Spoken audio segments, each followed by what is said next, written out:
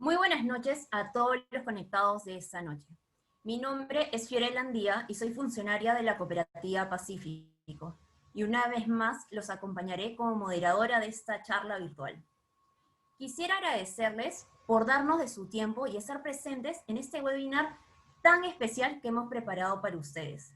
Sabemos que además de nuestros socios, también contamos con personas que recién nos están conociendo. Y es por ello que quisiera comentarles brevemente quiénes somos.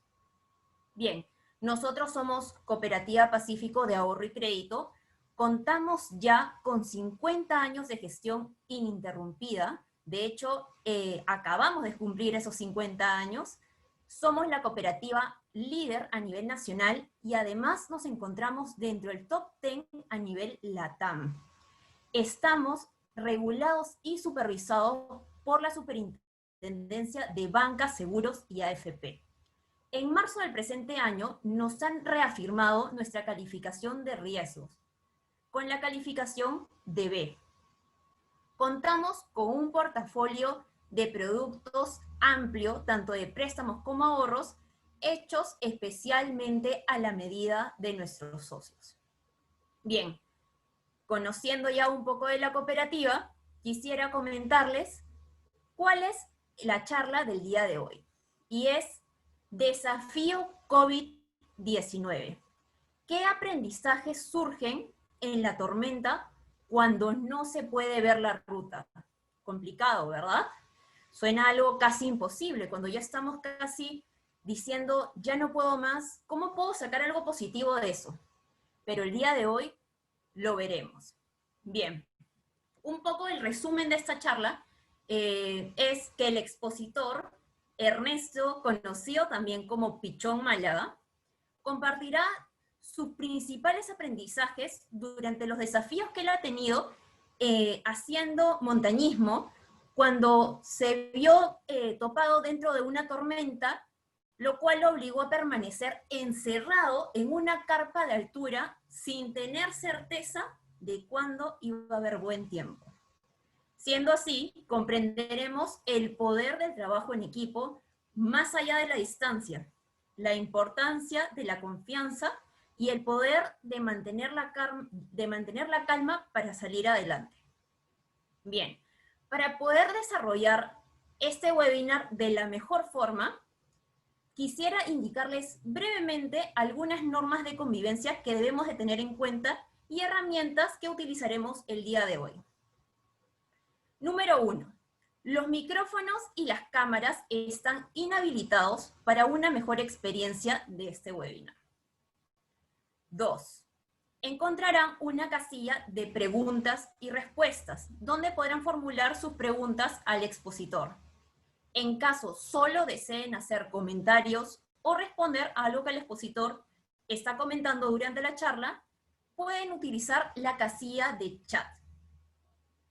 3.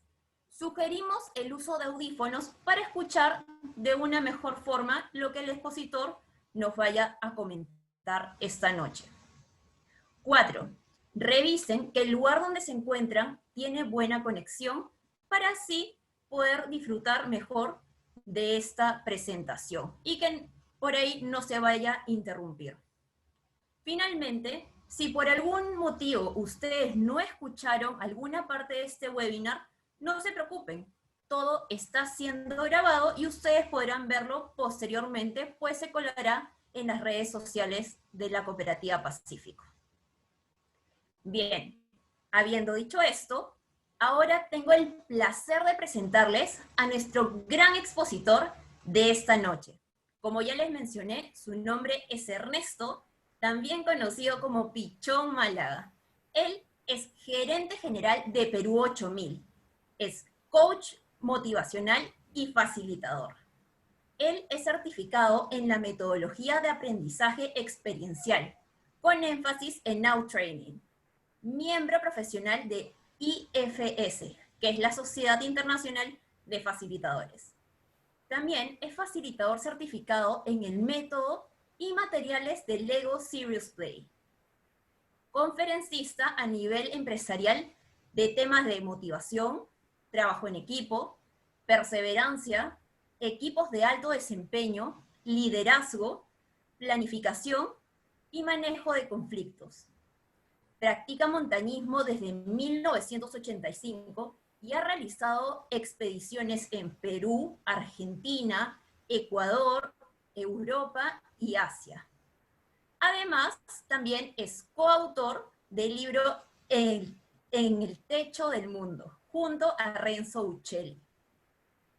Cabe señalar, finalmente, que la empresa Perú 8000, a la cual de hecho pertenece Ernesto, es una consultora con más de 18 años en la formación de equipos de alto rendimiento, expertos en aprendizaje experiencial, coaching, formación y desarrollo de talento. Sin más que decir, quiero darle la bienvenida a Ernesto y por favor cederle el paso para que pueda comenzar con nuestra conversación, nuestra charla del día de hoy. Bienvenido, Ernesto. Muchísimas gracias, Fiorella. La pregunta de rigor, la primera que se hace siempre en esta situación es, ¿me escuchan? ¿Se oye bien? ¿Sí? Fiorella, ¿estamos de acuerdo? Ah, ok, genial. Entonces, ahora sí, muchas gracias por el pase. Muchísimas gracias a ustedes, a Cooperativa Pacífico, por haberme invitado a poder compartir un poco de estas experiencias. Y feliz de estar con toda la gente que está interesada en el tema. Y de hecho, la tremenda presentación que me han hecho es básicamente porque el tema que nosotros manejamos es el tema de aventura. Nosotros venimos de practicar aventura desde hace muchos años. Yo personalmente me identifico y practico mucho el montañismo, la alta montaña realmente, y estas experiencias a mí me han enseñado muchísimas cosas. En el trayecto de haber escalado diversas montañas, y ya vamos a ver un poco en la presentación que les tengo preparada, han salido muchos aprendizajes. Y cae como que a pelo el tema principal de las dificultades que nosotros pasamos en la montaña para de alguna manera tener un símil con lo que nos está sucediendo a todos actualmente. Cuando tengo la oportunidad de contar esta historia de montañismo, esta historia de las expediciones, básicamente de Perú 8000, yo siempre les pregunto a todos ustedes si es que tienen por allí algún vínculo con el montañismo, y muy poca gente me dice, sí, yo he subido el cerro tal, o yo conozco a un montañista peruano que ha hecho el Huascarán, pero muy pocos, ¿no? Y esa es la relación que encuentran ellos con el montañismo, y yo les digo siempre que todos nosotros, al final de esta charla, van a darse cuenta que todos tenemos algo de montañistas. Todos realmente somos montañistas en potencia, y esto es lo que vengo un poco a rescatar, a que se den cuenta de ello, y que las situaciones complejas que nos toca vivir en muchas veces, en muchas situaciones, son situaciones de las que se puede salir, y se puede salir muy bien además. Entonces, quiero para esto compartir con ustedes esta presentación que he preparado. A ver, quiero ver en principio si es que se logra ver. ¿Se está viendo la pantalla? Fiorella, ¿me puedes decir? Sí, está perfecto. Okay, ahora hay que ponerle modo presentación. Sí, exactamente. Muy bien. Ya Fiorella lo dijo, yo me jacto de que todo el mundo me dice pichón, y de verdad yo feliz de la vida que me lo digan. Si quieren hacer preguntas en el chat pueden decir tranquilamente pichón, tal cosa, no hay ningún problema por ahí. Esta presentación que tengo es básicamente sacada de las experiencias que nosotros tenemos en la montaña, y que me hizo ver muchísimo sobre lo complejo que es en algunos momentos lograr un objetivo. Para nosotros lograr un objetivo, llegar a una montaña, a la cumbre de una montaña, muchas veces es muy complicado, porque a veces se nos presentan situaciones que nosotros no esperamos. Y es justamente de esto, es de lo que yo vengo a hablar. Como ya les dije hace un rato, yo practico el montañismo desde hace muchos años atrás. Yo vengo practicando esto desde el año 85, que lo descubrí en un curso básico en una universidad, en la Universidad de Lima, donde yo estudiaba. y me encantó de hecho el montañismo, y desde allí empecé a ascender diversas montañas, estuve escalando muchísimo en Cordillera Blanca y tuve la oportunidad también de participar en diversas expediciones afuera del Perú. Desde que empecé a escalar, noté que habían montañas de alguna manera técnicamente más sencillas que otras, y de alguna manera nosotros también nos buscábamos objetivos que fueran un poquito más complejos y que vayan un poquito más allá. Nosotros nos trazábamos estas montañas complicadas. Nosotros decíamos, ok, este objetivo me gusta, es atractivo porque tiene cierta dificultad. Y esas dificultades nos crean retos. Esas dificultades hacen que nos generemos muchos retos. Pero estos retos, de alguna manera, también tienen que ver con lo que nosotros esperamos en la montaña. ¿Qué cosa es lo que sucede en la montaña? En esta imagen, en parte es una imagen, es una de las pocas imágenes que he sacado de internet. La gran mayoría de imágenes, por eso le he puesto el crédito de cada foto, es tomada por mí o por varios de nuestros compañeros que estuvieron en las expediciones, pero esta de acá la saqué de otra expedición, una expedición española, porque también siendo montañistas sabemos que hay situaciones, como les dije, que nosotros no esperamos. Y quiero mostrarles aquí en esta imagen, esta foto fue sacada de la Annapurna, es una de las montañas de más de 8.000 metros en el Himalaya, es una de las 14 montañas, y notan aquí unos puntos, ¿no? Estos dos puntos realmente son 3 personas, 3 montañistas que están subiendo, y si ustedes se dan cuenta, la ruta sigue por acá, y hay otros montañistas, y si logran ver, hay varios puntitos negros. Todos estos son montañistas que están en la ruta de ascenso hacia uno de los campamentos de avanzada en la montaña. Pero ¿qué es lo que sucede a veces en la montaña? ¿Qué es lo que nos pasa en la montaña? Pasa situaciones como esta. ¿Dónde? Hostia, que les puede pillar.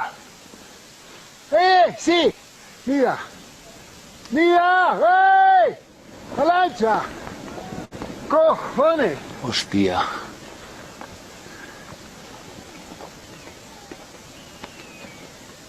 Oh. No es pequeña. No es pequeña. Cojones.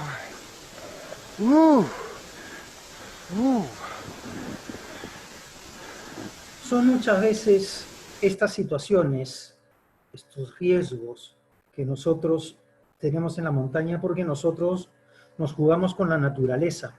Nosotros nos trazamos un objetivo y ese objetivo de alcanzar la parte más alta de una montaña está de alguna manera también llena de estos inconvenientes. Estos inconvenientes cuando uno quiere alcanzar una cumbre. En esta imagen, por ejemplo, estamos en la cumbre de un nevado aquí en Cordillera Blanca que se llama el Nevado Pisco, tiene 5.700 y pico, que es justamente lo que nosotros buscamos, el llegar a la parte más alta de la montaña en esta situación. En esta expedición, fue una expedición que salió todo bien, y llegamos inclusive con sol y con muy buen tiempo a la cumbre, pero no todas las veces sucede eso. En el camino nosotros encontramos algunos inconvenientes. Esos inconvenientes nos hacen ver que nosotros realmente en la montaña nos jugamos con la incertidumbre.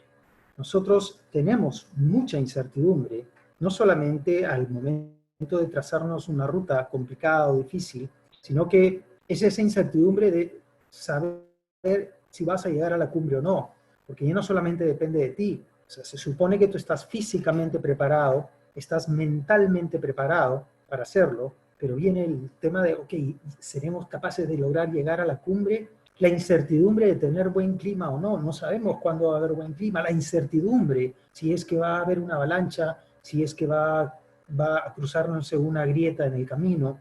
Esas incertidumbres hacen que de alguna manera este deporte sea un deporte de riesgo y que mucha gente no entienda por qué lo hacemos finalmente. Las satisfacciones que nosotros tenemos en la ruta hacia la cumbre son infinitas, son muchísimas. Por eso es que siempre nos jactamos nosotros de decir que el montañista real no es aquel que solamente intenta o logra llegar a la cumbre. El montañista real es el que no solamente tiene una cumbre, sino que tiene varias cumbres. Y esas cumbres las vamos haciendo en el camino. Esas satisfacciones las vamos llenando en el camino. Y claro, solamente la parte más alta es, digamos, la culminación y la satisfacción más grande de haber logrado llegar a esa cumbre. Por eso al jugarnos nosotros con este tema de la incertidumbre, un gran montañista alemán hace mucho tiempo, británico, perdón, era Albert Mummery, dijo, el montañismo es la ciencia de la incertidumbre. Y realmente es ahí donde nosotros nos movemos, en la incertidumbre. ¿Qué cosa es la incertidumbre? Solamente es esta falta de confianza o de certeza de lograr algo, de lograr un objetivo. Es especialmente cuando esta desconfianza o certeza o no certeza genera o nos genera inquietud.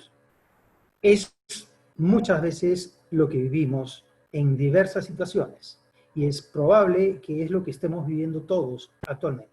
Todos vivimos en un tremendo signo de interrogación y nos manejamos y nos movemos todos los días con incertidumbre. Bueno, el montañismo es eso. Después de haber escalado muchas montañas, expediciones a Argentina, a Bolivia, Ecuador, logramos salir en principio de los años 90 a una expedición a Europa inclusive. Después de haber logrado hacer muchas expediciones, surgió la idea, y nace la idea con un gran grupo de amigos, de formar y de organizar la primera expedición peruana en intentar una montaña de más de 8.000 metros. Y para eso tendríamos que irnos al Himalaya, que es donde están estas montañas. Como les dije hace un rato, son solamente 14 montañas las que superan los 8.000 metros de altura en el mundo, y una de ellas es el Shishapangma. Shishapangma es una montaña que está en el Tíbet. Es una montaña que tiene 8.027 metros de altura y es el objetivo que nosotros nos trazamos.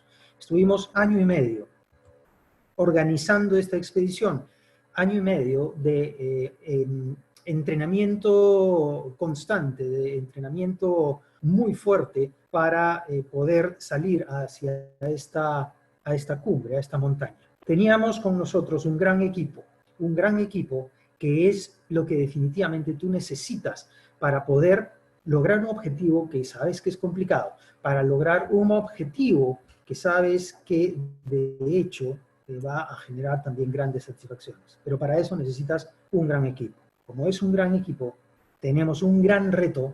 También sabíamos, y ojo, somos conscientes, que hay grandes incertidumbres en el camino. Organizar una expedición de este tipo para nosotros, peruanos, latinoamericanos, es muy complicado porque si queremos irnos a hacer una montaña de 8.000 metros, sabemos que tenemos que irnos al otro lado del mundo. Al otro lado del mundo. Entonces una expedición nos puede durar 30, 35 días, 45 días. Es bastante sacrificio también para poder lograr este objetivo que nos estamos trazando. Y claro, esas grandes incertidumbres cayeron. Esas grandes incertidumbres estuvieron presentes también en esta expedición, a pesar de, obviamente, es lo que nosotros habíamos querido y habíamos logrado sacar adelante esta expedición, complicadísima además, porque la hicimos en el año 2000, un año muy complicado para el Perú. Pero una de estas grandes incertidumbres era, como les dije, el clima, ¿no? Nuevamente, tenemos otras analogías, pero es básicamente, nosotros nos movemos en la naturaleza. La naturaleza para nosotros es esta gran incertidumbre. La montaña para nosotros es un aliado, es una amiga, no es un enemigo y no es alguien a quien vencer. Sin embargo, estas incertidumbres están presentes porque es parte de la naturaleza. Es la naturaleza la que es incierta, la que de repente un día estás bien y al otro día estás en otro lado. Un ejemplo de ello sucedió en esta primera expedición en el año 2000, donde en esta imagen, donde se ve todo el campamento base, un día X se tapó, se cubrió todo, como se ve al fondo está totalmente nublado, y empezaba a nevar inclusive, ¿no? Se ven los puntitos blancos allí, empezaba a nevar, y de repente, al día siguiente, estábamos como que en otro planeta, al día siguiente pasó esto, al día siguiente todo era blanco, la tormenta de nieve que nos agarró en ese momento duró aproximadamente 10 días. 10 días. Es decir, nosotros tenemos un plan organizado de intentar una cumbre en un tiempo determinado. Ese tiempo determinado son 30 días que tú tienes para trabajar toda la montaña y poder llegar a la cumbre y bajar. ¿Por qué 30 días? Porque si te pasas un día más, el gobierno nepalés junto con el gobierno chino te ponen una multa día por día, una multa de cerca de $2.500. Entonces, hay un tiempo determinado para estar ahí. Y dentro de ese tiempo determinado, 10 días de mal tiempo, era horrible. 10 días de descarte. Es decir, esos 10 días no teníamos otra cosa más que hacer que quedarnos encerrados en la carpa. La única vez que salíamos era para ir a la carpa comedor y regresar a nuestra carpa. Era lo único que podíamos hacer. Es decir, ni siquiera salir a pasear por ahí por el alrededor. No había forma. Parte de lo que nos toca a nosotros como montañistas es ser muy pacientes. Esa paciencia que es la que hace a un montañista seguir disfrutando de esa pasión que nos mueve. Porque un montañista que no es paciente puede ser un montañista muerto prematuramente. ¿Qué hacemos nosotros entonces 10 días? Primero, es importante saber que nosotros íbamos como que medio preparados para estas situaciones. Es decir, desde Lima, en la organización, decíamos, ok, ¿y qué vamos a hacer si nos cae mal tiempo? Bueno, llevemos música. En esa época, me acuerdo, nos intercambiábamos cassettes, ¿no? ¿Se acuerdan de los cassettes? Bueno, nos intercambiamos cassettes porque estaba cada uno con su Walkman, ¿no? No había el USB, no, nada de eso no existía.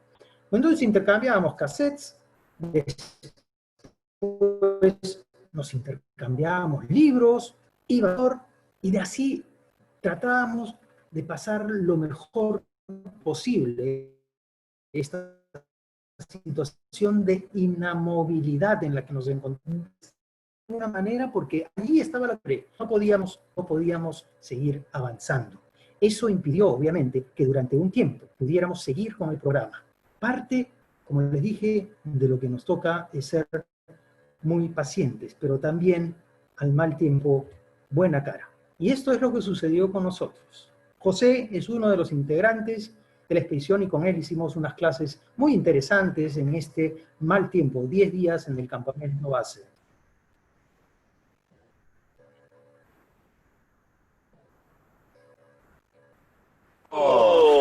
Esta mañana vamos a hacer un delicioso cappuccino. Le pedimos el bate-bate a Sucre. Muestra el bate-bate, por favor. Este es el bate-bate. A Caracas.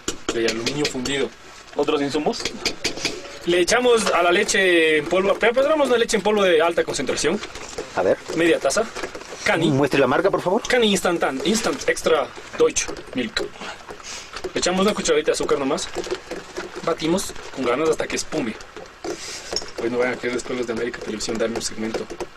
Tenga que quedarme bien lindo. Sí, a las 3 de la mañana. De hecho. Cocinando con Pepe Nico en su horario habitual de las 3 de la mañana. Todo para resaqueos. Todavía no he espumado ahí, ¿eh? Sí, es como mira. Oye, ¿qué es eso? Pues limpieza, Pepe Nico, pulcritud. ¿Ah? Pepe Nico. Perdón. Caspito. Café de Colombia. Café colombiano. Y está listo el capuchino de pichón. Y mientras tanto, afuera... Eso es todo por hoy, amigas y amigos. Nos despedimos. Disfruten de su café. Eso, la situación afuera era como que medio crítica, pero nosotros manteníamos esa alegría, manteníamos ese compañerismo, porque sabíamos que eso es lo que nos iba a hacer salir adelante en estas situaciones adversas. El estar en la montaña implica cruzar varias veces un glaciar. El glaciar es la parte más compleja, que es esta imagen. Estamos aquí,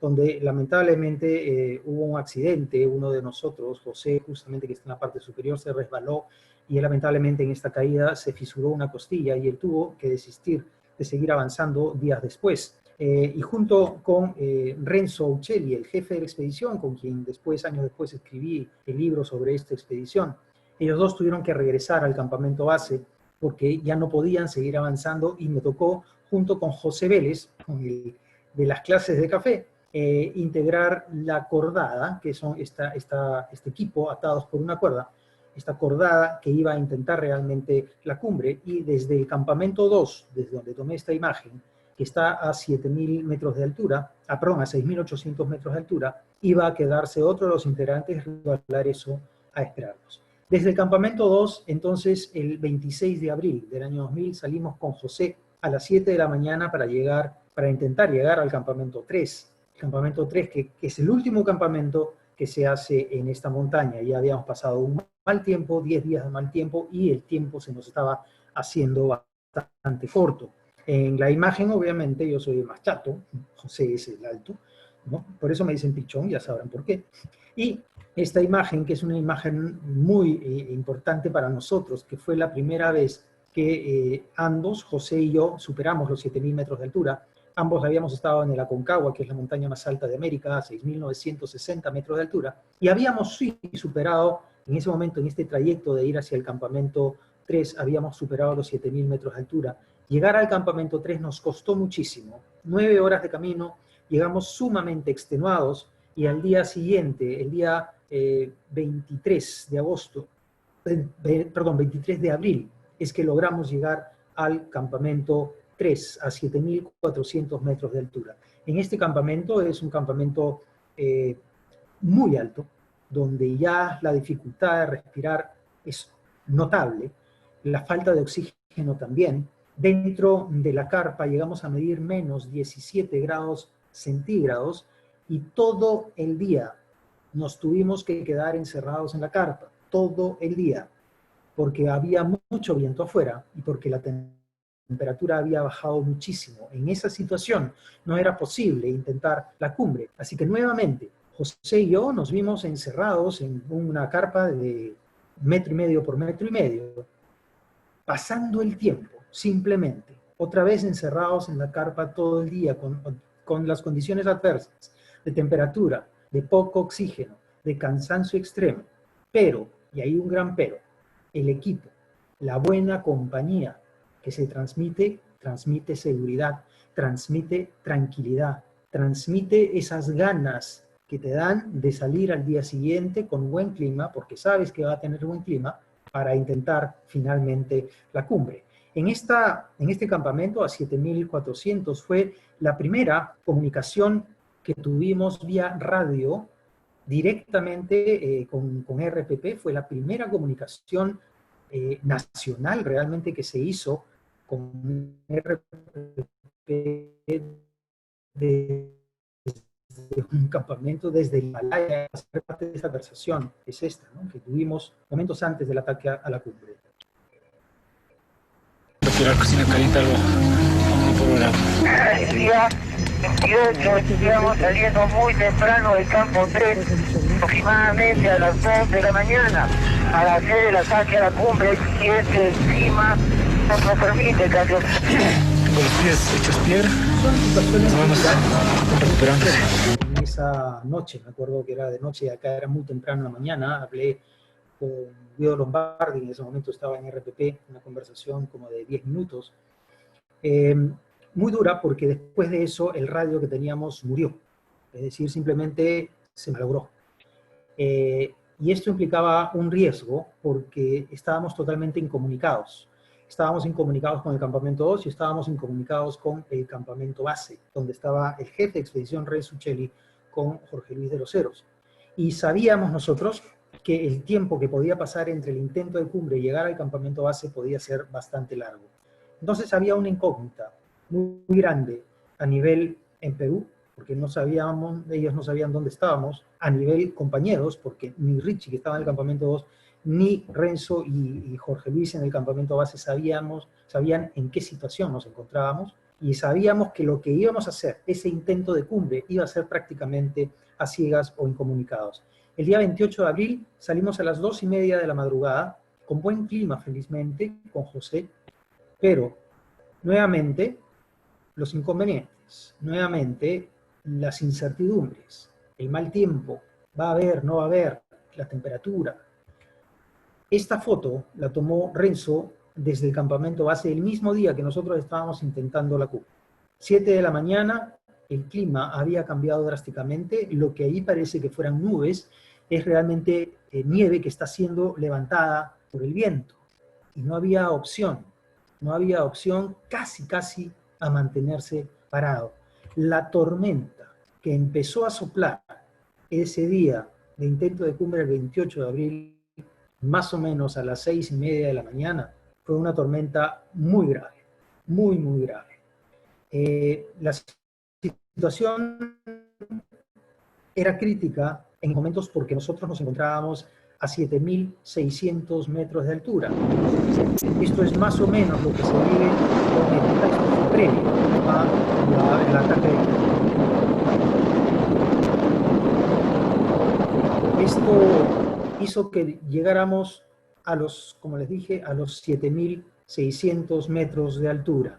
A 7.600 metros de altura, faltando 400 realmente para llegar a la cumbre, para lograr ese objetivo que nos habíamos trazado hacía casi 2 años, desde que nació el proyecto de integrar la primera expedición peruana para lograr una cumbre de más de 8.000 metros, estaba más o menos a unas 4 horas de alcance. 4 horas porque era más o menos el tiempo que nos iba a tomar llegar a la cumbre en esos 400 metros.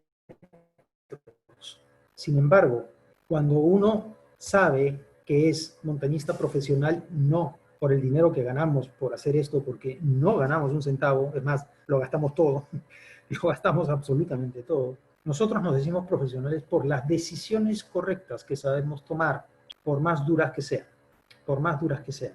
Estando a 7.600 metros de altura, faltando solo 400 para llegar a la cumbre, junto con José, tuvimos que decirle no a esa cumbre de 8.027 metros del Xixapala.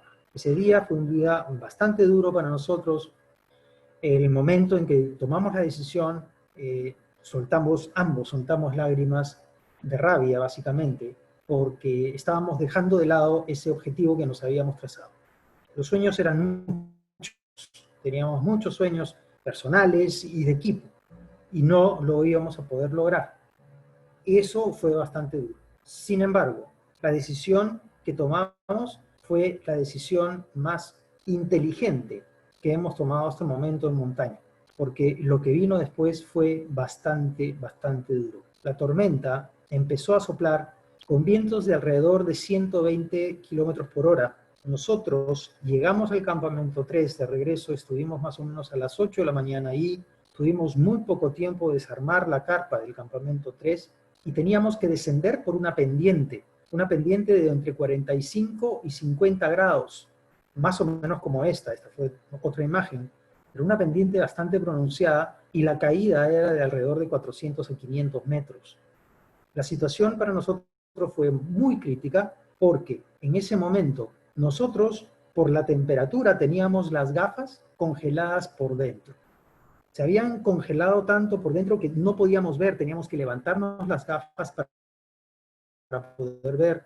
Viento, mal tiempo, mucho sol, mucho brillo, es muy peligroso. No puedes estar sin gafas ni 15 minutos, porque puede empezar la ceguera. El viento, como les dije, era de 120 kilómetros por hora. La sensación térmica para ese momento había bajado a menos 40 grados centígrados. Hacer menos 40 grados centígrados es bastante crítico. Llegó un momento en que tuvimos que tomar una decisión de poder poner un seguro para poder descender la pendiente, seguro que nunca pudimos poner. Estuvimos 2 horas intentando poner un seguro, pero cada vez que soltábamos la cuerda para que pudiera sujetarse a la roca, la cuerda salía volando para otro lado. Estuvimos como que deambulando en la zona del campamento 3 sin poder tomar la decisión real de descender o de volver a armar la carpa, cosa que era imposible. Estábamos en un torbellino tan fuerte de viento que era muy difícil mantenerse en pie, era muy complicado. Llegó un momento en que José empezó a tratar de poner un seguro y vi cómo se arrodilló en la nieve, puso la frente, la cabeza en la nieve y dio un movimiento negativo. Ese movimiento negativo me dijo a mí muchísimo, porque ya no nos podíamos hablar, el viento soplaba tanto que no nos escuchábamos. Entonces no había forma de hablar, no hablábamos, no nos oíamos, no veíamos. Era crítica, muy crítica esa situación. Llegó un momento que cuando vi esa situación en José, yo pensé para mí, yo no he venido a esta expedición, por más que me apasione el montañismo, yo no he venido a esta expedición a quedarme aquí eternamente. Yo no he venido a morirme. Es en ese momento en que entró en mí miedo. Me entró mucho miedo. Y quiero hablarles un poco aquí del miedo, porque el miedo en la montaña nos hace mucho bien. Entonces, probablemente haya gente que diga que es muy malo tener miedo. No tengas miedo, porque si tienes miedo te vas a hundir. No, ojo, no es así. Háganse solamente esta pregunta. Si no tuvieras miedo, ¿dónde estarías? Si no tuvieras miedo, ¿dónde estarías? En esa situación yo tuve miedo y quiero robarme, entre comillas, mis propias palabras, sacadas de mi propia agenda, de ese diario que yo escribía en ese momento, para decirles un poco de esa situación, de lo que yo sentía en ese momento. El miedo se empieza a apoderar de nuestros cuerpos, pero no es ese miedo que muchas veces se cree tener en situaciones controladas, como bajar vertiginosamente una montaña rusa. Es el miedo de verdad, el que sabes está a un paso de convertirse en el pánico peligroso, el que te indica que has llegado al borde entre lo que significa la vida y tu muerte. Es aquel miedo que nos sirve para ser cautelosos en la montaña y que nos garantiza la supervivencia, por lo que ahora significa sálvate. Esta situación me da a mí mucho pie para decir que el miedo es amigo. El miedo es nuestro aliado, porque el miedo es el que te hace tomar decisiones correctas, es el que te hace tomar decisiones. Y es en ese momento en que yo tomé la decisión de empezar a destrepar. Destrepar significa para nosotros empezar a descender sin ningún tipo de seguro, porque no nos quedaba otra alternativa. Como la comunicación entre nosotros, que nos conocíamos muy bien, que formamos un buen equipo, ya era una comunicación no verbal, porque no podíamos hablarnos ni escucharnos, José entendió lo que yo estaba haciendo y prácticamente le estaba diciendo: José, si no empezamos a descender en este momento, va a empezar en ambos el proceso de congelamiento. Estábamos 2 horas intentando salir de esa situación, expuestos a temperaturas de menos 40 grados centígrados y casi sin movimiento, por lo tanto no estábamos generando calor. Y José entendió lo que yo estaba diciendo y empezó también a destrepar, y es más, como había una cuerda entre nosotros que nos unía, él lo que hizo fue sacarse la cuerda de la cintura y lanzarla. Y ahí entendí que José me estaba diciendo a mí: ok, pichón, te entendí. Y lo que estoy haciendo es, por lo menos uno de los dos va a llegar al campamento 2 donde está Richie. Porque si tú te resbalas y estamos atados a una cuerda sin seguro, nos caemos los dos. O si yo me resbalo, también nos caemos los dos. Entonces, al ir separados y sin cuerda, entendí que José me estaba diciendo que por lo menos uno de los dos iba a llegar al campamento 2. Así estuvimos 5 horas aproximadamente, expuestos a estos vientos de 120 kilómetros por hora y con una sensación térmica muy baja de menos 40 grados centígrados, pero felizmente ambos llegamos al campamento 2, donde estaba Richie, a más o menos unos 6.800 metros de altura. Fue una situación dura, fue una situación muy difícil de sacar adelante, pero con decisiones correctas, con decisiones inteligentes, y sobre todo, con la cabeza fría, sabiendo que tú no estás ahí para quedarte eternamente, es que logramos llegar al campamento 3, al campamento 2 donde estaba Richie, y él fue el que nos tomó estas imágenes. Lamentablemente, en esta tormenta y en esta situación, tanto José como yo tuvimos problemas físicos. José tuvo congelamientos de 2.º grado en los pies. El 2.º grado es equivalente a la quemadura, básicamente se recuperó 2 meses después. Es como si tuviera una insolación muy fuerte, y aquí en esta imagen yo me estoy dando los primeros auxilios para el congelamiento de 3.º grado, que es el congelamiento más grave que hay en la montaña. Lamentablemente, el congelamiento de 3.º grado hace esto. Yo perdí las primeras falanges de mis 2 manos en esta expedición y en esta tormenta, en el año 2000. Una situación, como les digo, muy dura, que nos hizo retroceder estando a 400 metros de lograr ese objetivo, pero que de alguna manera, con estas decisiones correctas, es que pudimos salir adelante y pudimos llegar, no voy a decir sanos, pero sí salvos, al campamento base después de 2 días, porque la tormenta continuó. El regreso desde el campamento 2 hasta el campamento base fue una de las situaciones más duras que he vivido en la montaña realmente, porque ya con el congelamiento de las manos yo ya estaba inhabilitado y en ese momento empezó este dolor intenso que es el congelamiento, que me duró, no voy a decirles un día o 2 días, es un dolor que me ha durado por lo menos unos 3 meses aproximadamente. Estas situaciones son las situaciones que a nosotros nos enseñan muchísimo. Y como estas situaciones, esta fue una de las más duras que hemos vivido en montaña, es cierto, pero hay muchas situaciones que nos enseñan mucho, y por eso hemos llamado estas situaciones, estas experiencias, aprendizajes de montaña, aprendizajes de la montaña, que nos dan algunas herramientas para poder salir adelante en situaciones muy críticas. He contado ahora la historia de una tormenta muy dura. He contado la historia muy breve de cómo puedes pasar el tiempo encerrado en una carpa, teniendo en claro el objetivo que tienes afuera.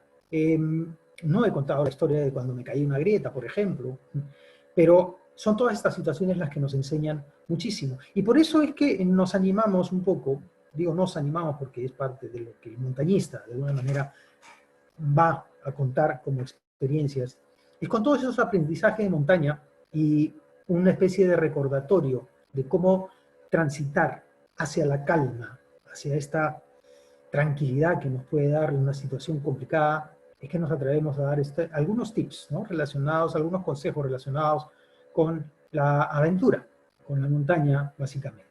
Primero, es que tenemos que ser pacientes. Nuevamente, repito, un montañista que no es paciente puede ser un montañista muerto, ¿no? Tenemos que tener mucha paciencia, como esta paciencia que tuvimos en la historia del campamento base, 10 días encerrados, leyendo, haciendo café con José. Es pasar, el momento es pasar, sabiendo que llega un momento en que puedes salir, sabiendo y estando consciente que va a llegar el momento en que vas a poder salir de la carpa. La paciencia implica calma. La paciencia no es necesariamente tolerancia, porque la tolerancia siempre tiende a tener este matiz negativo, ¿no? Imagínense, repítanse esto nada más. Yo tolero a mi amigo, o sea, lo tolero. Es porque pata ya es extremadamente pesado y ya sabes qué, o sea, ya, eso es tolerar. Siempre tiene una implicancia como negativa, como de victimismo. Yo soy la víctima y él es el desgraciado, pero bueno, pues lo aguanto. Eso es tolerancia. Ahora fíjense, si yo cambio la frase y digo que yo lo acepto, hay un tema bastante abismal en aceptación y tolerar. Tolerancia y aceptación es bastante distinto. Veamos que la paciencia nos lleva justamente a la calma y sobre todo la aceptación, ¿okay? A la calma y a la aceptación, que es lo que definitivamente nosotros sí tenemos como montañistas esa herramienta ya de por sí, porque si nosotros no fuéramos pacientes, hubiéramos andado al cacho todo en ese momento de la tormenta de 10 días, o bien nos hubiéramos bajado pateando las piedras a todos lados, o bien nos hubiéramos agarrado la mochila y nos hubiéramos disparado para arriba, cosa que no hubiéramos llegado por la cantidad de avalanchas que hubo en esa tormenta. Entonces, hay que tener paciencia, hay que ser muy pacientes en situaciones críticas. He hablado también del miedo. Es bueno tener miedo, sí, pero tienes que ser consciente de algo. Si ese miedo que tú tienes se convierte en pánico, el pánico no lo puedes controlar. El pánico es como que el miedo se apodera de ti. Tú debes ser dueño de ese miedo. Y al ser tú el dueño de ese miedo, es el con el que puedes hilvanar y tomar decisiones para sacar adelante una situación complicada. Porque es el miedo, ese termómetro que te va a decir, ok, acá tengo que hacer algo para sacar esto adelante, ¿no es cierto? Entonces sí es bueno tener miedo. El ejemplo que siempre pongo es, porque muchas veces mucha gente nos dice, oye, qué loco, ustedes no tienen miedo de estar en la montaña, no, qué valientes que son, aguanta un momentito. O sea, yo tengo miedo cuando me encuentro con una grieta y la grieta tiene 50 centímetros de ancho, ¿no? A ver, si me entro en la pantallita, ahí está, 50 centímetros de ancho, pero tú ves el fondo negro y no ves el fondo, tienes miedo, pues. Y tomas todas las precauciones para dar ese saltito.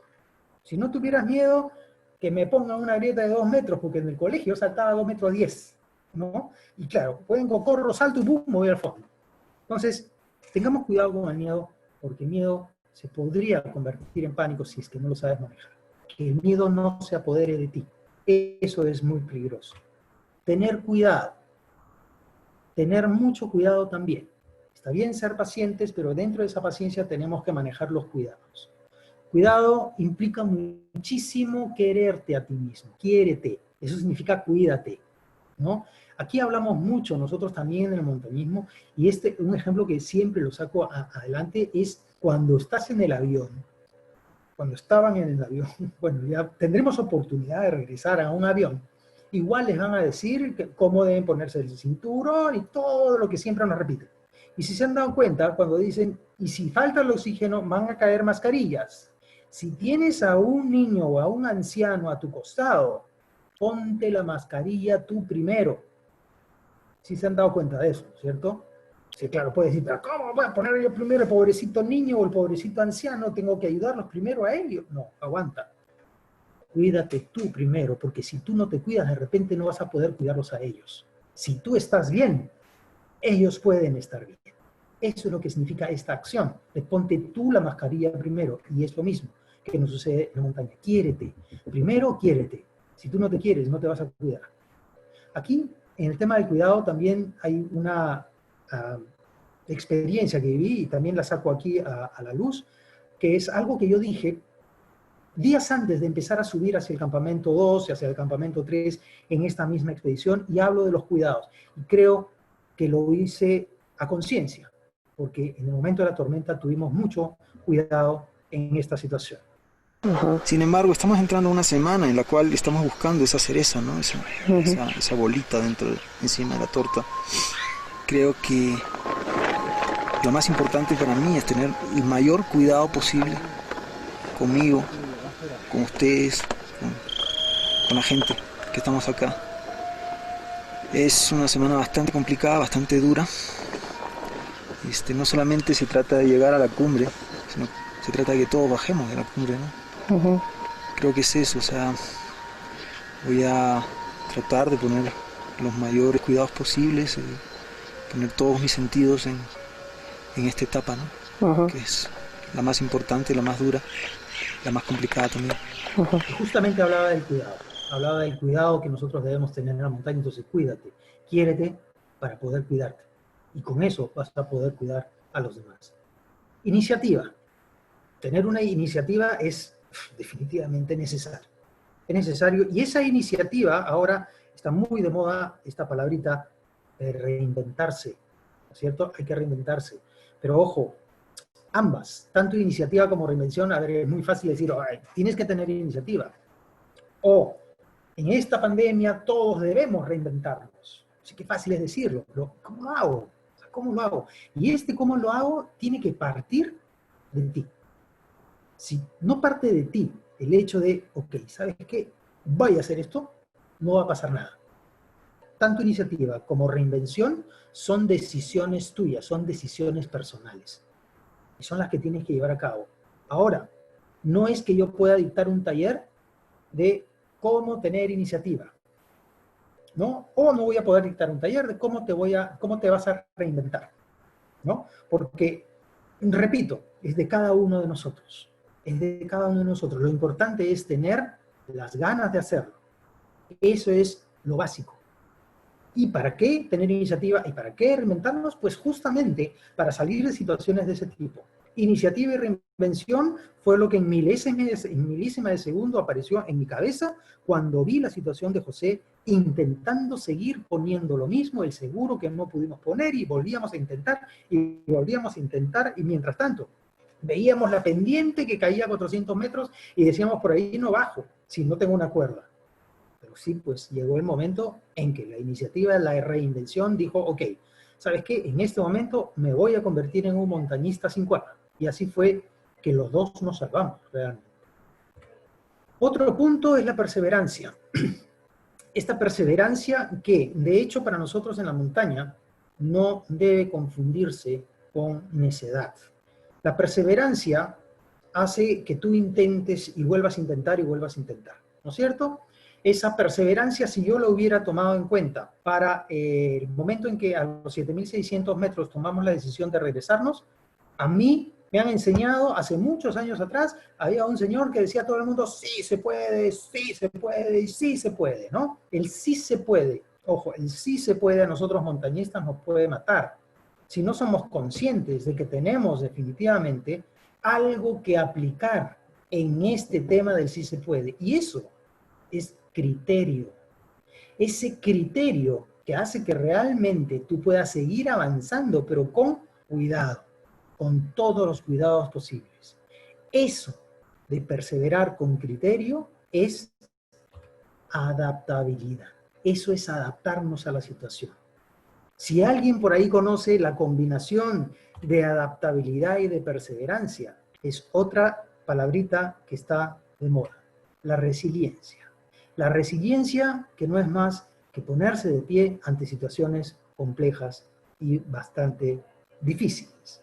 Es esa perseverancia la que hizo que Perú 8000, 6 años después del año 2000 y de 6 años después de esta tormenta, lográramos poner la bandera peruana en la cumbre del Xixapacma, de esa misma montaña, 6 años después, en octubre del año 2006, junto con Richard Hidalgo y Coqui Gálvez, logramos poner esta bandera peruana en la cumbre del Xixapacma. Cumbre a la que yo físicamente no llegué, por problemas nuevamente en los pies, en las manos, y me quedé esta vez a 200 metros. Y no tengo ningún problema en decirlo y en contarlo, porque hablo de un equipo, hablo de Perú 8000 que logró poner la bandera peruana, junto, como le dije, en los pies y en las manos de Richard y de Coqui.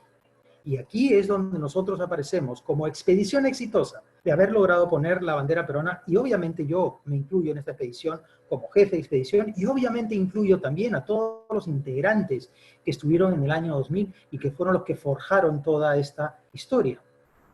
Otro punto importante es la motivación. Esta motivación que también depende de cada uno de nosotros. Y lo importante de la motivación es tener un objetivo. Si no tienes objetivo, no tienes motivación. Y lo más importante es que el objetivo te lo tienes que trazar tú. Tienes que decir, es tu objetivo. Es tu cumbre, es tu montaña. Y es así como vas a estar motivado. En equipo, en solitario, como sea. Pero vas a estar motivado y eso es lo que te va a hacer llegar. Porque muchas veces lo que nosotros hacemos es, cuando estamos en una montaña, y estoy extremadamente cansado porque estoy en los últimos metros para llegar a la cumbre, y miro arriba y digo, uff, todo lo que me falta, que es lo que normalmente uno hace. Has venido caminando días de días, y cuando levantas la cabeza para decir, a ver, ¿cuánto me falta? ¡Ay, ay, ay! Todo lo que me falta. Y ese es un grave error. Lo que nosotros hacemos cuando estamos en ese día de cumbre, el día más cansado de todos, es darnos vuelta y mirar de dónde venimos. De dónde venimos. Y decir, en vez de decir, uff, todo lo que me falta, es decir, asu, mira de dónde vengo, ¿no? Y allí se me va a cortar el trecho. Allí viene el tema de cómo es que yo me motivo. Y acuérdense, siempre es importante saber que eso que estás haciendo es tu objetivo. Es así como nos vamos a automotivar, ¿no es cierto? Entonces, también podemos hablar que en situaciones complejas como las que vivimos ahora, en enero o en febrero yo puedo haber tenido un objetivo para noviembre o diciembre, ¿no es cierto? Y ese objetivo puede haber sido otra montaña de 8.000 metros. Yo quería llegar a esa montaña de 8.000 metros. Pero pasó marzo, pasó abril, y dije, ok, ¿sabes qué? Mi objetivo ya no va a ser el Himalaya. Ya no va a ser una montaña de 8.000 metros, mi objetivo ahora va a ser una montaña de 5.000 metros. Porque eso es lo que tengo ahora, eso es lo que me toca vivir ahora. Entonces también tengo que ser consciente de que ese objetivo ya no es el mismo que yo tenía antes, porque la situación es totalmente distinta, totalmente distinta. La motivación entonces parte de uno mismo, porque tú eres el creador de ese objetivo. Es este sentido de pertenencia que tienes con ese objetivo. Nadie te lo impone, es tu meta, es la que tú eliges. Resumiendo, rapidito, los tips para pasar tormentas, entonces, paciencia, muchísima paciencia, ¿no? Esto es lo que nosotros tenemos que tener. ¿Es bueno tener miedo? Sí, es muy bueno tener miedo. Acuérdate que no se convierte en pánico. Acuérdate tú ser el dueño de tu miedo y no que el miedo se apodere de ti. Cuando el miedo se apodera de ti, te deja sin reacción. Y otra cosa importante es, por más que tú seas el dueño de ese miedo, tampoco es bueno que ese miedo dure toda la vida. No puede durar toda la vida. Va a llegar un momento en que tú salgas de ese miedo. ¿Por qué? Porque estás tomando decisiones y porque estás actuando. Eso es lo importante. Persevera frente a las dificultades, pero siempre con mucho criterio. Que esa perseverancia tuya no se convierta en necedad, porque la necedad puede hacer que cometas el error de seguir avanzando 400 metros que te faltan para llegar a una cumbre complicada, difícil, y que llegues a la cumbre, ojo, es muy probable que llegues a la cumbre, pero no vas a bajar. Esa es una de las conclusiones que nosotros sacamos con José. Si hubiéramos seguido avanzando, hubiéramos llegado a la cumbre, pero no hubiéramos bajado. La iniciativa y creatividad para solucionar problemas es importante. No hay curso ni clase que te dé esto es lo que tienes que hacer para tener iniciativa. Tiene que partir de ti. Cuídate y quiérete, porque eso te va a dar pie para poder cuidar también a los demás. Y finalmente, motívate a ti mismo. Esta automotivación es la que el día a día tienes que ver ese objetivo que te has trazado, que si bien ya no es un Himalaya, que puede ser una montaña mucho más baja, como de 5.000 metros, sigue siendo un objetivo. Sigue siendo un objetivo y es un objetivo tuyo. Y es lo que venimos haciendo ahora acá. Es lo que venimos haciendo ahora acá.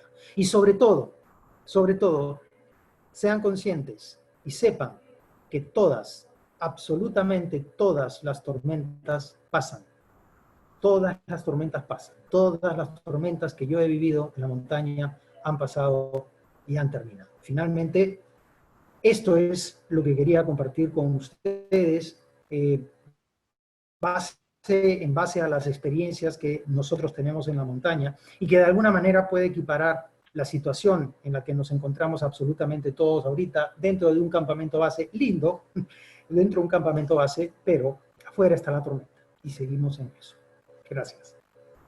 Lo máximo, Ernesto, de verdad quiero agradecerte porque creo que al igual que yo, imagino que muchos de los que te estamos viendo y escuchando hemos vivido contigo nuevamente esta espectacular historia o anécdota realmente que has tenido, ¿no? Y cómo a pesar de que las cosas de pronto uno lo ve y dice, wow, cada vez le digo, había una dificultad, otra dificultad, de pronto venía una dificultad mucho mayor, pero tú siempre viste la forma con tu equipo de sacar el lado positivo, de tomar riesgos, tomar decisiones, y eso es lo que nos has enseñado el día de hoy. De verdad, muchísimas gracias. De hecho, a continuación, estamos próximos a la rueda de preguntas. Sin embargo, antes de ello, como fin de seguir mejorando, queremos pedirles a todas las personas que nos acompañan el día de hoy a través de la plataforma de Zoom, que nos ayuden con una breve encuesta que va a aparecer ahora mismo frente a sus pantallas. A ver, de verdad les agradeceríamos muchísimo que puedan ayudarnos, es bastante chiquita, y recuerden que Cooperativa Pacífico siempre nos preocupamos por brindarles lo mejor. Bien. Mientras vamos contestando las preguntas, Ernesto, ¿te parece si empezamos ya con algunas preguntas? Sí, por supuesto. Dale. Excelente. Mira, a ver, acá tengo una pregunta que nos dice, ¿qué hacer cuando la incertidumbre es cada vez mayor? Y yo lo veo, o sea, es una pregunta que creo que a muchos nos ha pasado, ¿no? De pronto tenemos cierto obstáculo y ya la cosa se pone un poco difícil, pero en eso viene otra cosa más y cuando menos lo esperas, de pronto te cae la avalancha, ¿no? O sea, te cae así lo que tú dices, ya no puede ser. Entonces, en ese momento donde básicamente estás nublado, ¿qué podemos hacer? ¿Tú qué nos recomiendas?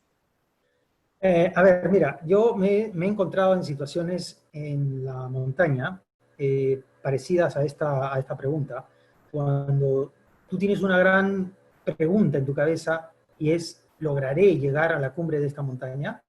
Me pasó mucho en el Aconcagua, hace muchos años atrás, cuando veía una tremenda mola encima, decía, ¿podré? ¿Realmente podré? Y cada paso que daba era, ¿podré? ¿Podré? ¿Podré? Y que iba creciendo esta incertidumbre. Hay muchas cosas que uno tiene que tener aquí en cuenta. La incertidumbre muchas veces viene por afuera, ¿no? Viene por terceros, digamos, en nuestro caso, la naturaleza. En este caso, a ver, la naturaleza también, tenemos ahí un tema que no la ha generado nadie, ojalá, o sea, Dios quiera que no, pero está afuera, ¿no? Y es esa incertidumbre que muchas veces nosotros no sabemos manejar. Pero ¿somos capaces? Sí, somos capaces de salir de esto. Y eso es lo que tiene que estar acá. O sea, de hecho, tiene que estar acá. ¿Somos capaces de salir de esto? Sí, somos capaces. Y hay muchas formas, ¿no? Hay muchas formas. Yo, por ejemplo, desde que empezó todo esto de acá, junto con mi esposa, hicimos escribir a mi hijita de 8 años un cartelito chiquito que lo tengo aquí colgado en la sala, porque estoy en mi casa, obviamente, y ahí solamente en ese papelito chiquito dice, de esta salimos más fuertes. Entonces de allí yo ya me voy mentalizando. ¿Soy capaz de salir de esta situación? Sí, soy capaz de salir de esta situación. Cada paso que daba era, Dios, ¿seré capaz de llegar a esa cumbre? Sí, soy capaz de llegar a esa cumbre, ¿no? ¿Soy capaz de poder afrontar tremenda mole? Sí, soy capaz. Eso es parte de una de las cosas que nosotros tenemos que tener en cuenta. Soy capaz de hacerlo. Y eso tiene mucho que ver también con el entorno. Es decir, a ver, si yo no me creo capaz o estoy en duda, miro a mi hijita, miro a mi esposa y digo, sí, soy capaz, tengo que ser capaz y sí soy capaz de hacerlo. Entonces, por más que esto sea más grande, la incertidumbre sea más grande, aquí entran a tallar muchas herramientas, como el creérnosla, realmente creernos capaces de poder hacerlo. Y ahí se viene el tema, ok, si soy paciente o no soy paciente, eso también influye muchísimo, ¿no? Tiene que ser muchísimo con la automotivación y obviamente tiene que ver muchísimo con el tema de la paciencia. El máximo, el máximo. De hecho, es tener también un poco un objetivo totalmente trazado, ¿no? Y como tú dices, creértela, definitivamente decir, voy a poder hacerlo por más que, digamos, el escenario está, pero totalmente complicado. Exacto. Bien, tenemos otra pregunta que nos dice, ¿cómo podemos enfocarnos en el trabajo en equipo con las restricciones que presenta el COVID? Y restricciones se refiere a, imagino, el distanciamiento social. Esto me recuerda a una parte de tu presentación donde mencionas que estabas escalando la montaña con uno de tus amigos y estaban distanciados, no tenían comunicación, surgió un problema, ¿no? Que ya no podían subir más la montaña, y felizmente por ese trabajo en equipo, a pesar de no estar cerca, ustedes pudieron saber cómo comunicarse cuando él mueve la cabeza.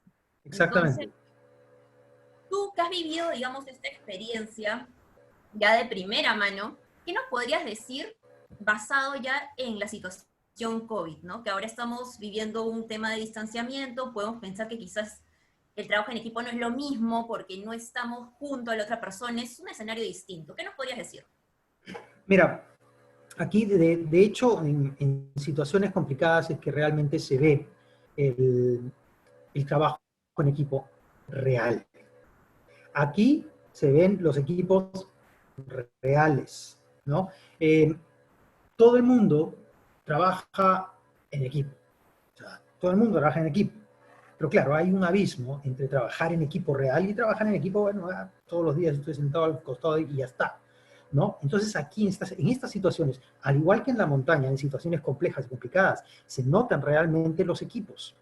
Entonces, si la pregunta va que cómo enfoco el trabajo en equipo en situaciones de este tipo, como el de la pandemia, es primero, ¿realmente tienes un equipo? Si tienes un equipo real, va a fluir, y va a fluir como nosotros fluimos en la montaña. En principio, la comunicación era fluida porque teníamos radios de campamento a campamento, no nos veíamos las caras, pero estábamos comunicados por radio. Incluso el momento en que perdimos comunicación radial, yo supe días después que tanto Renzo como Jorge Luis, que no sabían en qué situación estábamos en la tormenta, que tanto Richie, que nos esperaba en el campamento 2, de alguna manera estaban tranquilos y conscientes. ¿Por qué? Simplemente porque nos conocían. Simplemente porque los conocían. A ver, es cierto que hay parte de esta angustia que te queda ahí porque, okay, están viviendo una tormenta bastante fuerte, ¿no? pero también estaba el hecho de que los conocemos bien y sabemos que no van a tomar decisiones incorrectas y que no se van a lanzar. Primero, entonces, es saber que soy parte de un equipo, pero ojo, de un equipo real. Si yo conozco bien a mi equipo, la comunicación, no voy a exagerar, la comunicación se puede hacer inclusive más fuerte en situaciones de este tipo, más frecuente en situaciones de este tipo. Y me está pasando a mí, me está pasando a mi equipo también. O sea, es más, nos reímos porque cada vez que nos comunicamos y nos reunimos por el chat y qué sé yo, decimos, oye, nunca hemos hablado tanto, ¿no? Y es verdad, nunca hemos hablado tanto. O sea, las reuniones son frecuentes. Oye, te llamo ya, y nos vemos las caras y conversamos y trabajamos, y así estamos. Antes no, antes estaba en la oficina y la tenía de espaldas y ya está. Pero así es, o sea, son estas situaciones las que hacen forjar y formar realmente a los equipos que realmente son equipos de trabajo, ¿no? Y es aquí donde se les conoce bien. Lo máximo. Mira, esta siguiente pregunta, yo creo que tiene dos preguntas realmente, ¿ya? Y es, ¿cómo puedo animar a otras personas si uno mismo no lo está? Entonces, creo que esa pregunta también tiene otra subpregunta que sería, ¿se puede animar a otras personas uno estando desanimado? ¿No? ¿Tú qué nos dices? No. No. A ver, en principio yo no tengo la fórmula mágica. Soy montañista. Es cierto, he pasado muchas situaciones. Es cierto, conozco mucha gente. Pero a ver, si la pregunta es más o menos como que, ¿qué hago? O sea, ¿puedo animar a la gente si yo no estoy animado? Yo creo que no. Yo creo que no. Lo primero que tienes que hacer ahí es lo mismo que te dice mucha gente. ¿Sabes qué? Aguántate, respira, ¿no? Cálmate, y una vez que estés calmado, recién puedes compartir esa calma. ¿Por qué? Porque si tú tratas de animar a la gente, si tú no estás animado, se va a ver a leguas y puede tener el efecto totalmente contrario, ¿no? No sé, ahorita se me ocurre una situación bastante dura, por ejemplo, de un avión que se está fallando motores. Oye, está fallando motor, ¿y qué va a pasar? No, no, tranquilo, no va a pasar nada, no va a pasar nada, estamos bien. Esa situación creo que es un indicativo de que sí nos vamos a caer, ¿no? Entonces, tú no solamente animas a la gente, sino que transmites a la gente. Porque una cosa es hablar y otra cosa es transmitir. Yo no puedo calmar a la gente si yo no estoy calmado, estoy animado. Y si no estoy calmado ni animado, aíslate un ratito, respira y cálmate. Y recién ahí puedes empezar a calmar o animar a la gente, ¿no? Que fue, sin ir muy lejos, lo que más o menos hizo José en el día que el jefe de expedición dijo, esto ya me está llegando. Creo que fue al 5.º día de estar encerrados, José dijo, voy a hacer una clase de café. Y esa fue la situación. Nos calmamos todos. Lo máximo. Bien, mira, acá tenemos otra pregunta que nos dice, ¿cómo puedo superar las tensiones y preocupaciones en estos tiempos de pandemia? Entonces, yo lo anexo bastante a lo que tú has vivido, porque definitivamente, como hemos visto, has pasado momentos de alta tensión, no solo tensión normal, yo creo que alta tensión porque ha sido durísimo, o sea, nos has mostrado hasta imágenes donde has perdido también parte de tus manos, ¿no? O sea, creo que cualquier persona no creo que pase eso. Entonces, siendo esta la situación, digamos, de tú haberte encontrado en este momento de alta tensión y preocupaciones, ¿cómo crees que podemos manejarlo ahora las personas que estamos viviendo o experimentando esas situaciones por el COVID, ¿no? A ver, superar las tensiones, preocupaciones en tiempos de pandemia, en tiempos de tormenta, en tiempos de avalanchas, que es lo que está pasando afuera, ¿no? No es fácil, pero hay, como montañista, yo puedo decir que hay varias fórmulas. Una de ellas, que ya se las mencioné, es, mal que bien, tenemos que olvidarnos de los objetivos que teníamos a principios de año.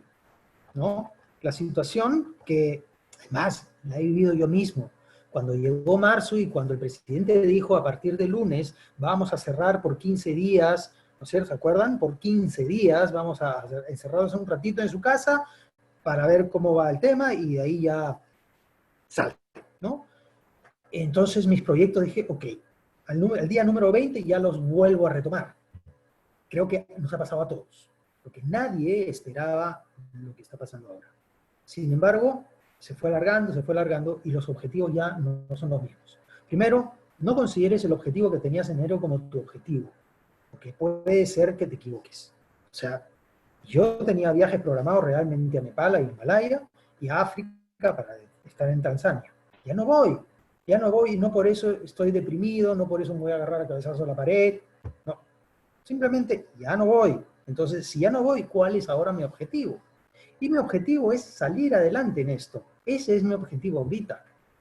Y otra de las cosas que nosotros vivimos en la montaña y siempre lo transmitimos, porque muy poca gente lo toma en cuenta, es que vayamos paso a paso. Disfrutemos el día a día, por más pequeña que sea la cosita que te está alegrando o esta pequeña cumbre que has logrado, alégrate, felicítate por haberlo hecho.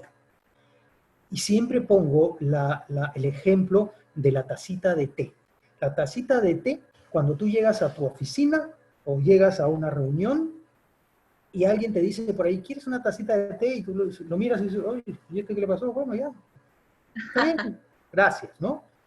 Ok, esa misma situación. Ahora, imagínate que tú estás caminando a 6.000 metros de altura, son las 6 de la tarde, está oscureciendo, el frío es intenso, y tú estás extremadamente cansado con una mochila de 20 kilos a la espalda, sabiendo que cuando llegues al campamento vas a tener que armar la carpa, armar todo lo que tienes que armar dentro, cocinar, hacer agua, estás hecho polvo y no puedes más.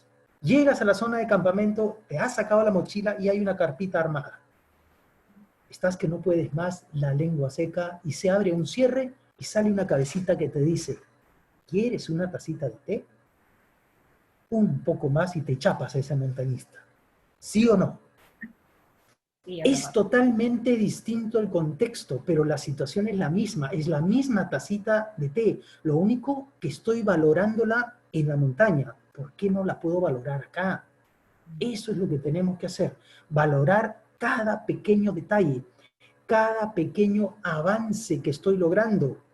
Si mi objetivo es de este tamaño, tracémonos objetivos más pequeños para llegar a esto. Si es una escalera de 10 gradas, hagamos un tonazo, entre familia, por cierto, pero cuando hayamos llegado al primer escalón, no esperemos a llegar al número 10 para felicitarnos. El primer escalón ya felicítate. Y así se va a hacer más fluido esto. Así las preocupaciones van a ser menores, porque vas a sentir que estás avanzando. Entonces, no solamente se trata, como les dije, de la gran cumbre, sino de todas esas pequeñas cumbres que tenemos en el camino también, que tenemos que festejarlas como si fueran una gran cumbre. Lo máximo. Bien, mira, esta pregunta creo que resume un poco la parte final que diste de tu charla, y es básicamente cuáles son los factores que uno tiene que tener en cuenta para que dentro de una muy mala situación pueda finalmente ver oportunidades, ¿no? O sea, ¿qué tenemos que tener en cuenta para no nublarnos del todo y decir, no, esto simplemente es malo, no puedo sacar nada positivo de acá? No, sino decir, ok, un momento, y poder de ahí rescatar cosas buenas para nosotros. ¿Qué nos podrías comentar? Ya, mira, en principio todas son opiniones, y como les dije hace un rato, yo no tengo la fórmula mágica. Para eso, mucho se habla de, incluso yo, ya les comenté que tengo acá un papelito que dice que de esta vamos a salir más fuertes, todavía no sé cómo, pero de esta salimos más fuertes, entonces es lo primero que yo tengo que hacer, mentalizar, ¿no es cierto? Es lo primero que tengo que hacer. Si no estoy mentalizado en eso, no voy a lograr mucho. Entonces, de arranque es eso de ahí. Y hay otra cosa que tiene mucho que ver con cada uno de nosotros. Es el tema de las ganas que yo tengo que meterle y ponerle a esto que estoy haciendo, a esto que quiero lograr. Primero, tengo que tener un objetivo, no importa que sea pequeñito, tengo que tener ese objetivo. Este objetivo es lo que de hecho va a hacer que yo empiece a caminar. Si no tengo este objetivo pequeñito, no voy a empezar a mover el motor. Y si no lo muevo, me voy a quedar estancado. Por eso es que se aconsejaba al comienzo de la pandemia, ok, están tomando todos en la primera, segunda semana como si fueran vacaciones. Y te estás quedando en la cama hasta las 10:30 de la mañana, 11 de la mañana, te quedas todo el día en pijama. No, era un error. Muévete, muévete, haz cosas distintas. Objetivos, no estoy diciendo objetivos de vida. No estoy diciendo que, a ver, en marzo del siguiente año voy a tener que lograr. No, el objetivo tan corto era en ese momento que era tu objetivo ese día. Va a ser tener tu cama tendida a las 10 de la mañana. A ese extremo llegamos en trazarte objetivos, ¿no es cierto? Entonces, hay que considerar que mucho de lo que yo voy a poder lograr y de encontrar oportunidades al momento de salir de esta tormenta o de esta carpa va a depender de cada uno de nosotros. Y si depende de cada uno de nosotros, realmente estoy hablando de la actitud que yo voy a tener ante esto. Actitud con C, ¿no es cierto? La actitud es la técnica que yo conozco, que ya la aprendí y que la manejo bien. Pero la actitud no. Y me hace recordar mucho una frase que escuché, y creo, no estoy 100% seguro, pero creo que es una frase budista que dice que nunca, nunca podremos cambiar lo que se viene. Lo que tenemos ahorita, nunca lo vamos a poder cambiar. Siempre, siempre podemos elegir nuestra actitud ante ello. Entonces, lo que se viene, lo que está, está. Pero es la actitud la que puedo cambiar. Yo puedo elegir tener buena actitud ante eso o no. Y tener buena actitud, estoy 100% seguro que es donde vamos a encontrar esas oportunidades para poder salir adelante. Yo les dije, no tengo la fórmula mágica porque yo no los conozco, no sé qué es lo que hace cada uno de ustedes, y es muy fácil para mí decir, reinvéntense, porque todo el mundo se lo dice, hay que reinventarse. Pero ojo, yo lo que sí les puedo decir es que si yo no tengo actitud para hacer esa mi elección, no voy a lograr muchas cosas y no voy a lograr tener objetivos. Y eso es el tema. Nunca vamos a poder cambiar lo que hay, lo que se viene. Siempre voy a poder elegir la actitud que yo voy a poner ante ello. Lo máximo. Bien, mira, esta pregunta me parece interesante porque nos dicen, ¿se puede aprender a tener paciencia y controlar las emociones? Y aprender es la palabra clave en esta pregunta, ¿no? Porque muchas veces he escuchado, no, él es así, él no va a cambiar, o no, Sí. difícilmente va a aprender. Sí. Entonces, ¿tú qué dices? ¿Realmente se puede aprender a tener paciencia y controlarse? A ver, son dos cosas aquí distintas, ¿no? Abismalmente distintas, me atrevería a decir. Ojo, por si acaso no soy psicólogo, y no se la tomen ahí como que doy la fórmula y la apuntan y eso me lo dijo el pichón y no funciona. Pero de lo que yo sé y de lo que he aprendido, tanto en la montaña como acá en la ciudad, la paciencia sí se puede aprender. Sí se puede aprender, pero tienes que tener buenos profesores a tu costado, ¿no? Estos buenos profesores hacen que, ojo, éramos una expedición de 5 personas, y había uno que era impaciente. No voy a dar nombres, obviamente, pero había uno que era impaciente. Y que, a ver, se vio involucrado en todo el tema que nosotros manejamos, porque todos los demás teníamos, a ver, más experiencia también en la montaña, y obviamente habíamos pasado situaciones de este tipo, donde nos teníamos que quedar encerrados sin poder hacer mucho, ¿no es cierto? Y obviamente le inculcábamos este tema de la paciencia a, oye, pero el clima ya está cambiando, mañana salimos, ¿sí? Aguanta, chuchera, ¿no? Entonces, vamos con calma. Y éramos otras voces, otros profesores que le enseñábamos a tener esta paciencia.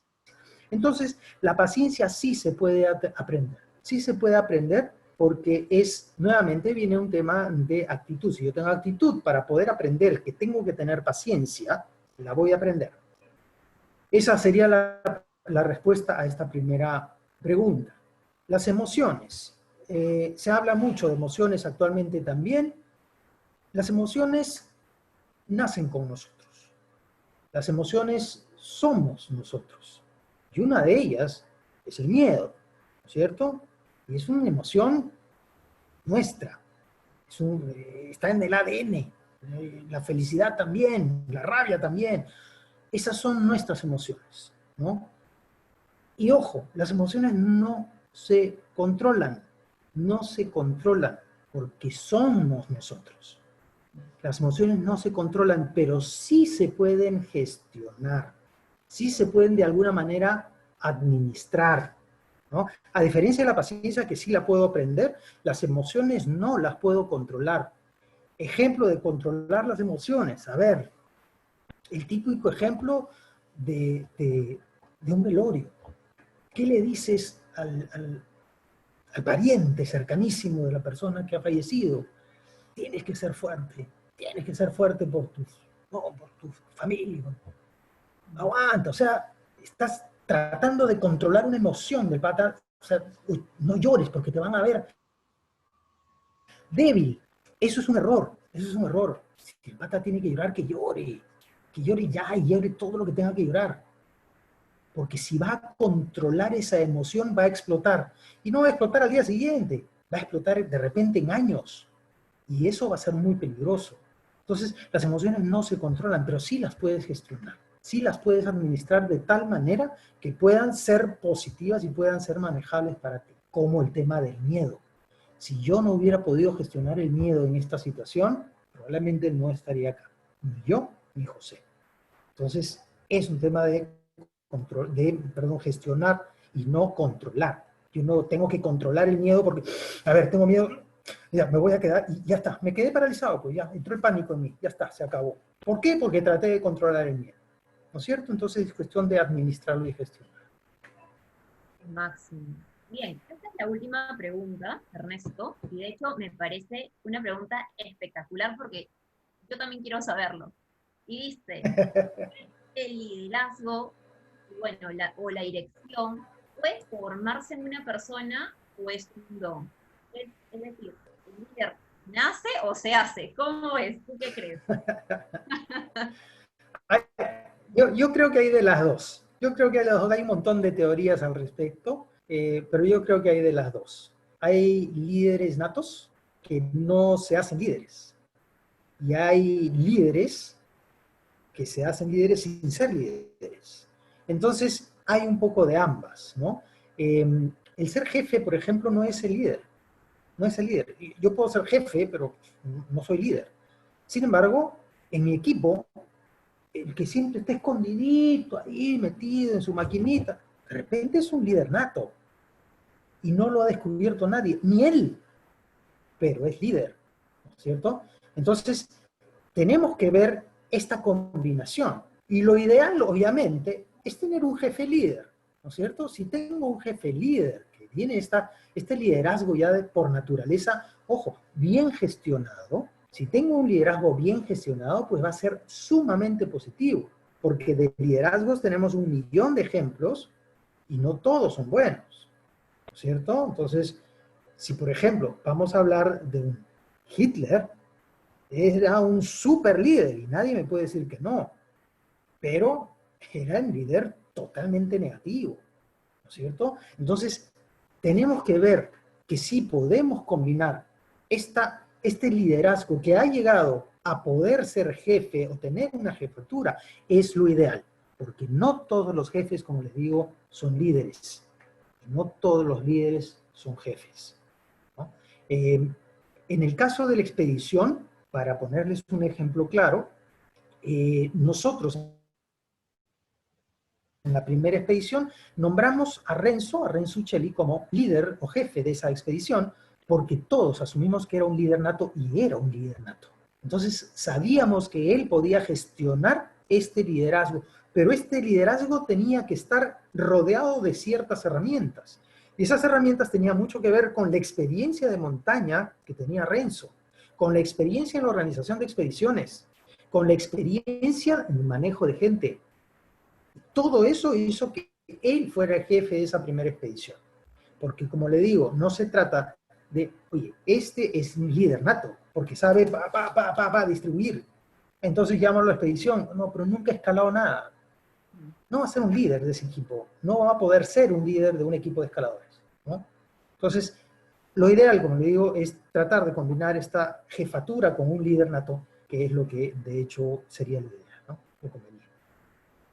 Lo máximo, Ernesto, realmente quiero agradecerte, ha sido espectacular hablar contigo, te agradecemos por toda la información que nos has brindado, porque creo que cada uno hemos podido sacar algo sumamente importante de tu historia.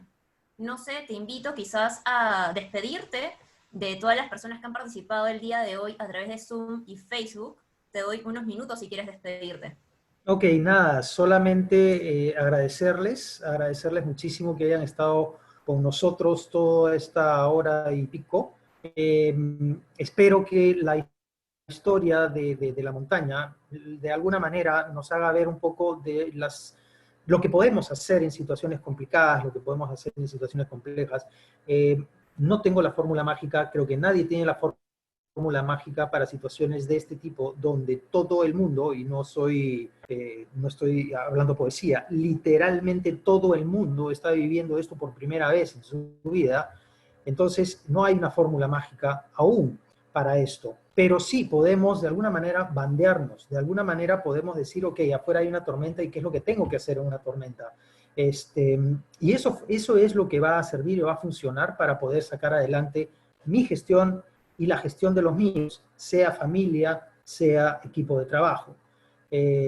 Entonces, de hecho, no es fácil, no es sencillo, todos estamos luchándola, todos estamos metidos en este campamento base, por más que haya gente que ya está empezando a salir, pero estamos todos metidos en este campamento base, de hecho esperando a ver si la tormenta va a pasar pronto o no pronto, pero sabemos que va a pasar. Cuando llegue ese momento vamos a tener que salir a la calle y de hecho allí sí tenemos que salir pues con todas las ganas del mundo, porque sabemos que nos vamos a haber trazado nuevos objetivos y nuevas cumbres. Por eso al comienzo les decía, todos nosotros somos montañistas, todos tenemos cumbres por delante y sabemos y somos conscientes que pueden haber avalanchas, grietas y tormentas que se crucen el camino. En esta oportunidad se nos ha cruzado una tremenda avalancha encima y de hecho tenemos que salir bien de eso porque de esta vamos a salir más fuertes. Muchísimas gracias.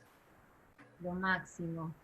Yo también quiero agradecer a todas las personas que nos ayudaron esta noche con la breve encuesta a través de la plataforma Zoom. Quiero agradecer en general a todos ustedes por su tiempo y por la confianza que nos tienen a Cooperativa Pacífico. Finalmente, quiero decirles que ha sido un placer estar con ustedes esta noche. Espero poder verlos en una siguiente oportunidad. Muy buenas noches a todos.